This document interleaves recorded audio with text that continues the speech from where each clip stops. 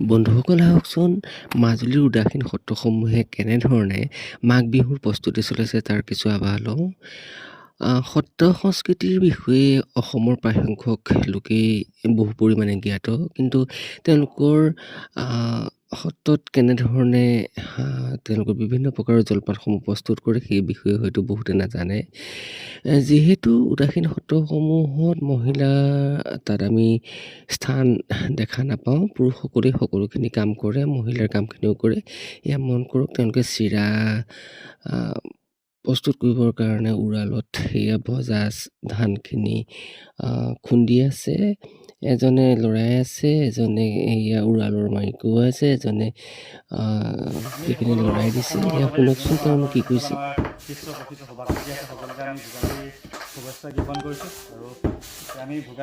সত্ৰত প্ৰস্তুত কৰা বিভিন্ন জলপানসমূহ খাবৰ কাৰণে তেওঁ অসমৰ বিভিন্ন ৰাইজসকলক সত্ৰলৈ নিমন্ত্ৰণ জনাইছে।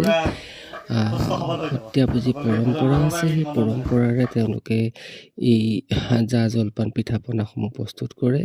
যিহেতু সত্ৰৰ উদাসীন পৰম্পৰাৰ যিসমূহ সত্ৰ আছে, তেওঁলোকে সত্ৰৰ বাহিৰত যিসমূহ বিভিন্ন প্ৰকাৰৰ খাদ্য সামগ্ৰী প্ৰস্তুত কৰে, সেইসমূহ যিহেতু তেওঁলোকে গ্ৰহণ নকৰে, যিহেতু তাত কিছু ৰীতি নীতি আছে, সেই ৰীতি নীতি অনুসৰি তেওঁলোকে সেইসমূহ পালন কৰি ৰাখে, কঠোৰভাৱে সেইখিনি পালন কৰিছে। এইগৰাকী দেখিছেনে, এগৰাকী অশীতিপৰ ভকত, তেখেত আপোনালোকে আচৰিত হ'ব, তেখেতে কেনেধৰণে কোলাখন চলাইছে হয়তো বহু মহিলাই নাজানিব, কিন্তু তেখেতে এগৰাকী ৰাষ্ট্ৰীয় পৰ্যায়ৰ বঁটা লাভ কৰা এগৰাকী বিশেষ ব্যক্তি। মন কৰিব, এয়া সত্ৰৰ এখন বহাৰ ভিতৰৰ দৃশ্যহে আপোনালোকে দেখিছে।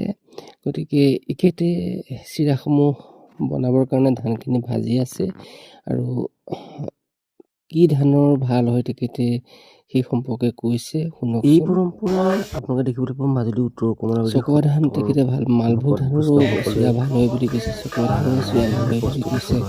গতিকে আমি বহুখিনি কথাই তেখেতসকলৰ পৰা শিকিবলগীয়া আছে, তেখেতসকলৰ জীৱন বৃত্ত সম্পৰ্কে আমি বহুখিনি কথা জানিবলগীয়া আছে। আজিলৈকে এনেধৰণে প্ৰস্তুতি চলাইছে।